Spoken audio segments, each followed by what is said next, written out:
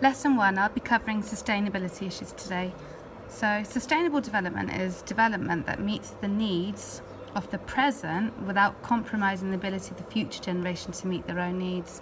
So that's being careful how we practice and how we use technology to make sure we don't use all the fuels and affect the environment for being able to use technology in the future. So we need to think long term in years to come about the next few generations and what they will need to still be able to use the same technology without us having used up all the resources.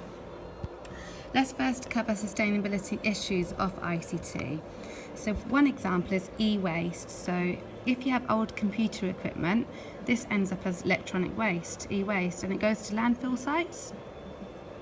More developed countries are now sending e-waste to less developed countries, so that's a really good way. So if you recycle computers that you don't use no more just because you're upgrading yours, you can send it to countries that can't afford it, and that way you're not throwing electronic equipment in landfill sites and damaging the environment, but you're also helping the digital divide, people that can't afford computers, by donating stuff there.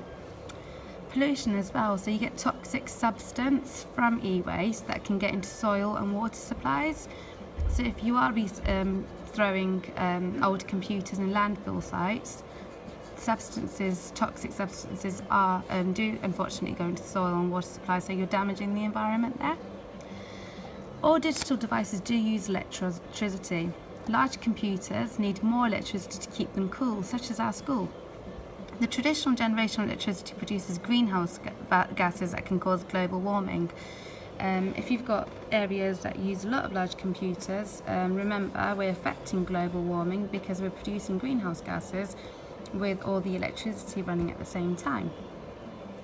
Then you've got finite resources. Now, some of the elements used to create digital devices are in short supply, so they will run out one day. So that's natural elements around the world that are used to create digital devices from scratch. So we are in short supply, so that's why sustainability is important to be able to meet the needs of people in the future. So we need to ensure that we use the natural elements resourcefully so it can last for the future. Electricity often comes from non-renewable resources such as coal and oil, which is fossil fuels, which will also run out in the future. So for example, in your exam, you had a question, give 2 ways in which cloud computing affects the environment. That can be in a positive way or a negative way. So the negative way would be large amounts of electricity use a lot of fossil fuels, so that affects the environment. How to increase sustainability. So you've got some points. So remember just some simple points. One way would be to recycle or reuse old digital devices, such as donating them to countries that are less developed, and donating them to poorer countries. Recycle or reuse would be, you've got lots of companies that now allow you to recycle your old phones and you can get some money back for them. So that's like a government initiative to be sustainable for the environment, so that's good. Companies will buy your unwanted digital devices, just as I've discussed just now, and some companies are also taking apart electronic waste and selling the parts. Like cars have scrap yards and they break the cars up and sell different parts of it, like a door they could sell for 70 quid. If someone else has had an accident and damaged their door, for example, they can sell the batteries and the engine and they can make money. So electronic companies are now doing that with digital devices as well, so that's good. They can sell different parts and reuse them. The next point is reduce your impact. So use your digital devices for as long as possible before replacing. Now in your exam, you need to think, that's a good way to increase sustainability. However, companies such as iPhone, Samsung, etc. are constantly bringing out new phones. Everyone wants the latest, so people aren't really using the digital devices for as long as possible because they always want the latest one. But then the way companies have improved that is making sure that people have a contract for 24 months now. It's really hard to get a 12-month contract.